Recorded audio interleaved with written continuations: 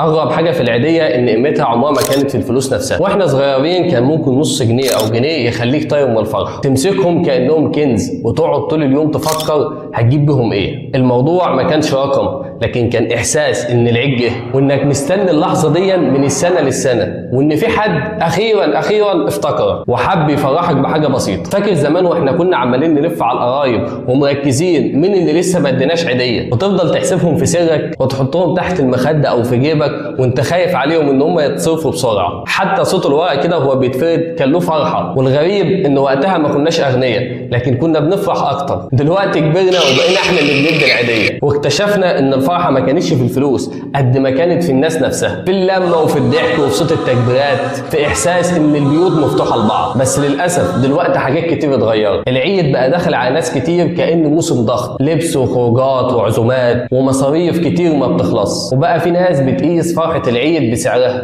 لو العيد بسيط يبقى مفيش عيد، ولو مفيش فلوس كفايه يبقى مفيش فرحه. مع ان الحقيقه اجمل اعياد عدت علينا ما كانتش اغنى اعياد، كانت الايام اللي الناس فيها اخف والقلوب اهدى. الضحكه فعلا طالعه بجد، حتى العيديه نفسها بقت مختلفه. زمان كانت رمز للحب، دلوقتي اوقات بقت واجب. وفي ناس للاسف دلوقتي بقت تحسبها بالورقه والقلم، فلان اداني كام وفلان ما ادانيش كام وانا عليا كام، وقصه كده وكاننا قاعدين في امتحان محاسبه، كانها معامله ماليه مش ذكرى حلوه. ومع الوقت بتكتشف ان العيد مش في قيمه اللي بتاخده، العيد في احساسك وانت وسط الناس اللي بتحب. في طفل صغير ممكن يفرح بجنيه، بس يكبر يلاقي ان ملايين الدنيا كلها مش قادره تشتري له نفس الاحساس. ودي المشكله، اننا كل ما كبرنا بقينا نعرف قيمه الحاجه وننسى طعمها. وفي النهايه مش كل عيديه بتدفع فلوس، اوقات بيبقى حضن من شخص بتحبه، او لمه حلوه، او كلمه طالعه من قلب حد غالي عليك، تبقى احسن عيديه ممكن تاخدها.